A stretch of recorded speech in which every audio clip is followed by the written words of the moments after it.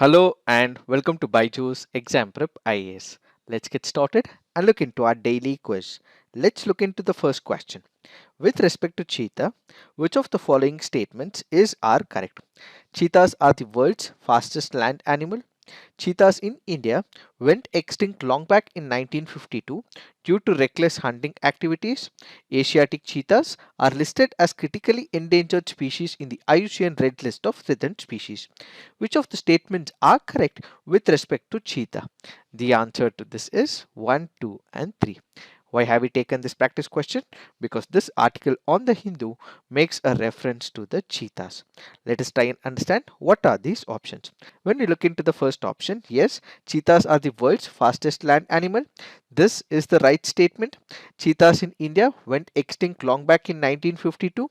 Yes, this is also right statement. And the Asiatic cheetahs are listed as critically endangered. All the three statements are right. So the answer to this would be 1, 2 and 3. Now let's look into the explanation bit.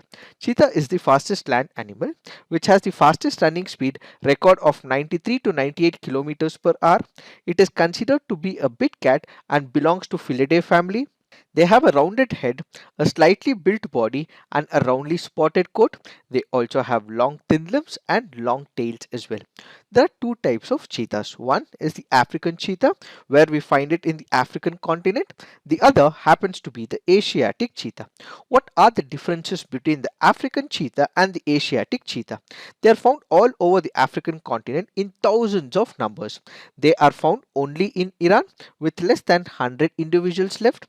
When it comes to the African cheetah, they are slightly larger than the Asiatic counterpart, and when it comes to the Asiatic cheetah, they are slightly smaller than the African cheetahs. When we consider the IUCN Red List, the African cheetahs are vulnerable in the IUCN Red List, but when it comes to the Asiatic cheetah, they are critically endangered in the IUCN Red List.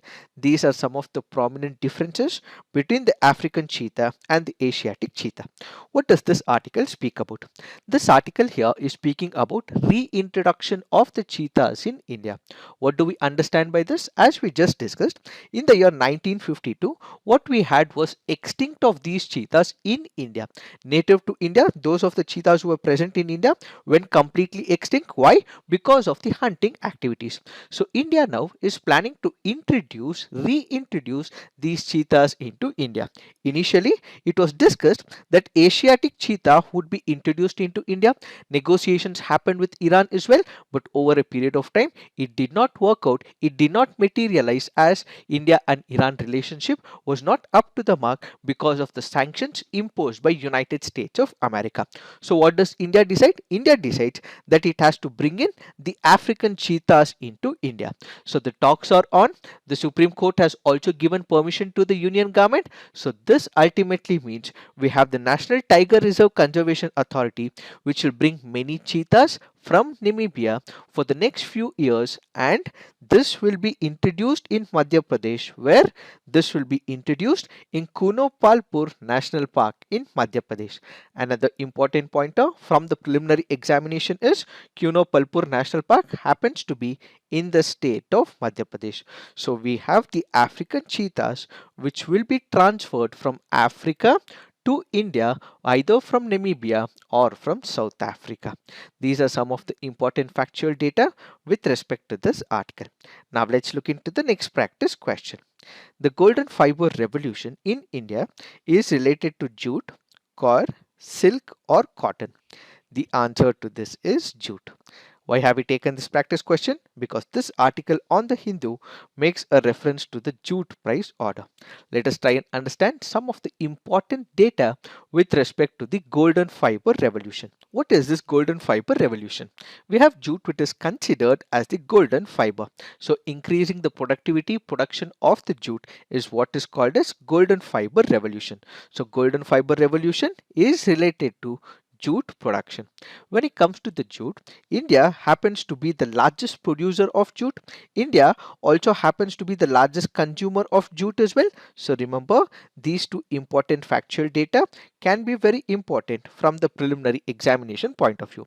Where is it grown in India? In India, it is grown primarily in the state of West Bengal, and it also is grown in Uttar Pradesh, Bihar, Assam, Meghalaya and Orissa as well.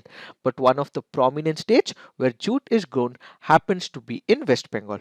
India happens to be the world's biggest producer of jute, and this is followed by Bangladesh.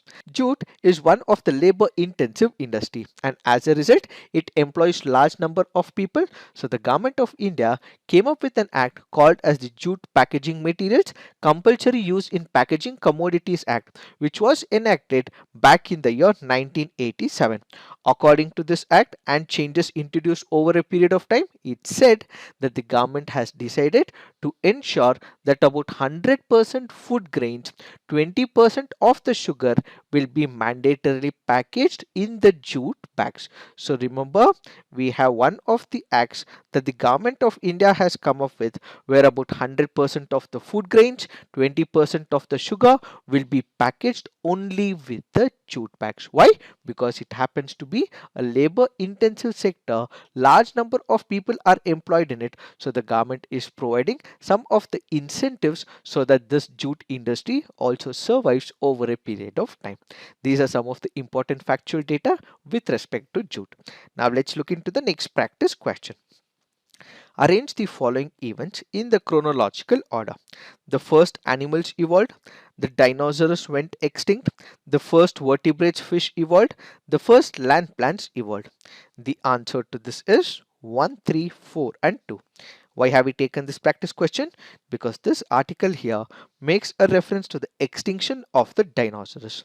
Before we understand the chronological order, let us try and understand what is this Chicxulub meteorite impact. The Chicxulub meteorite impact happened back around 65 million years ago. The minute this meteorite hit the earth, what happened? It killed the dinosaurs and many other life forms as well, and ultimately it marked an end of the Cretaceous period. So remember, we had the Chicxulub meteorite, it hit the earth, and as a result what we had is the extinct of the dinosaurs. Now let us try and understand some of the important events in the Earth's history. We have the first life that appeared on the Earth about 3850 million years ago. Oxygen began to accumulate in the Earth's atmosphere 1500 million years ago. Then we had the first animal which was evolved, which happens to be a simple single-celled animals 700 million years ago, followed by the first vertebrate fish which evolved 530 million years ago. Then we had the first plant evolved 400 million years ago, and the dinosaurs went extinct 65 million years ago. So if we look into this chronological order, the first that we have is the first animals evolved, followed by the first vertebrate fish evolved, then we have the first plants evolved, and finally what we have is the extinction of the dinosaurs. This has been taken because of the Chicxulub meteorite impact, which led to the extinction of the dinosaurs. Now let's look into the next practice question. Okinawa Island is under the control of China, Japan, South Korea, Philippines. The answer to this is Japan. Why have we taken this practice question? Because this article on the Hindu makes a reference to the island of Okinawa. So the island of Okinawa is under the control of Japan.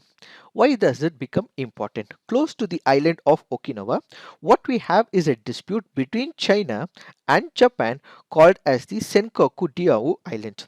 So remember, this happens to be a dispute, that is the Senkaku Diaoyu Islands happens to be a dispute between China and Japan. What is this dispute all about? This is present in the East China Sea. Since it is present in the East China Sea, it was initially assumed that it is part of Japan. Why? Because Japan was continuing continuing to administer this particular region, but over a period of time, this particular region of Senkaku Dianu Islands also found out that there is large of fishing activities which can be taken up, and added to it there was discovery of potential oil and gas reserves as well. So immediately what happens? China also lays claim to it, and now what we have is a dispute between these two countries of China and Japan with respect to Senkaku Dianu Islands. And the closer island of Japan that we have is the Okinawa Island, which is why it becomes very important for us to have an idea about the Okinawa Island. So the Okinawa Island is currently under the control of Japan, and the dispute between China and Japan is in reference to Senkaku Dianu Islands. Now let's look into the next practice question. According to Portuguese writer Nuniz, the women in Vijayanagara Empire were experts in which of the following areas? Wrestling, astrology, accounting, soothsaying. Select this correct answer using the code given below. The answer to this is 1, 2, 3 and 4. This happens to be a previous year question from the year 2021. When it comes to the Vijayanagara Empire, women were held in high regard. They engaged in multiple activities. As part of this society, Vijayanagara Empire, they engaged in multiple functionaries, which includes wrestling, astrology, accounting, soothsaying, and this also include taking up of the affairs of the governance in that particular society as well. So all the four were taken up by the women during the Vijayanagara society. So the answer to this would be 1, 2, 3 and 4. Now let's look into the fact of the day. The fact of the day for today's discussion is Munich Security Conference. Let us try and understand what is this conference all about. This is an annual security conference. What does it do? It debates about international security related issues and concerns that is surrounding the global community. This has been held in Munich, Germany ever since the year 1963. So the first time it occurred was in 1963, and where does it take place? It takes place in Germany, in Munich. This particular event or the conference was founded in 1963 by a German called as Ewald Heinrich von Kleist. He happens to be one of the persons who also wanted to kill Hitler as well. So he had also put up a plan. He wanted to kill Adolf Hitler. Why? Because it was he who created lot of issues in Germany, and as a result, Ewald Heinrich von Kleist is a person who wanted to kill Adolf Hitler, and he also wanted to bring an end to the security related issues that has been haunting the global community. So remember, this particular conference came up in the year 1963 and was founded by Ewald Heinrich von Kleist. Why was this conference introduced? Back in the 1960s, what we had is a Cold War. Cold War between the United States of America and the Soviet Union. Both wanted to have their own supremacy imprinted everywhere. So that is where there was a clash of titans between United States of America and the Soviet Union. During this period, there was also a clash between capitalism as well as socialism. United States of America was promoter of capitalistic model of economy, and the Soviet Union was promoter of the socialistic model of economy. So what we had was the clash between two superpowers during the 1960s. During the 1960s, the Cold War also was so intense that it almost came to the brink of a nuclear war as well. Why? That is because during 1960s, United States had placed Jupiter missiles in Italy and Turkey, and there was a lot of issues that was happening in Cuba as well, which is called a Bay of Pigs fiasco. What happened in Cuba? What we had is a communist regime. This communist regime was also listening to the voice of the Soviet Union as well, which was not liked by United States of America. Why? Because we had Cuba very close to United States of America, and United States of America feels if Cuba comes under the control of Soviet Union, every other country in and around United States of America can also come under the communist regimes. So what did they want to do? They wanted to bring about a overthrow of the Fidel Castro led communist government in Cuba, but this attempt failed as well because they had placed Jupiter missiles in Italy and Turkey, which was close back to Soviet Union, and they wanted to bring a regime change in Cuba, which was under the control of a communist regime. This was not taken up easily by the Soviet government. So what do? They place SS-4 missiles in Cuba.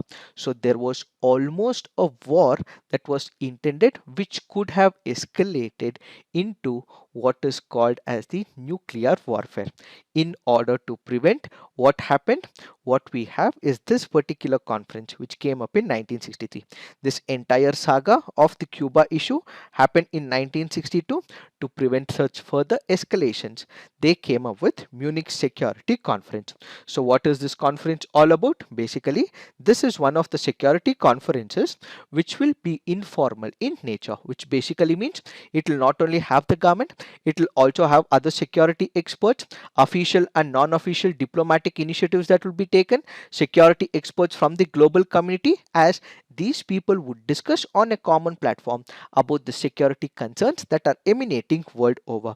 So senior decision makers, thought leaders, government and non-governmental organizations, industry experts, academia, civil society will all engage in intensive debates with respect to the security related issues, that which is going to throw down the peace and tranquility, so that they can ultimately bring these solutions to the existing problems. So the Munich Security Conference in the past has addressed issues like terrorism, religious fanaticism, cyber warfare, electronic intelligence, and has come up with multiple solutions world over as well.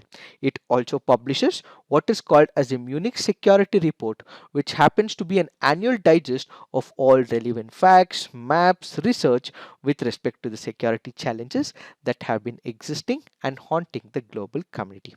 It is this that we have to understand in reference to the Munich Security Conference. So this is it for today.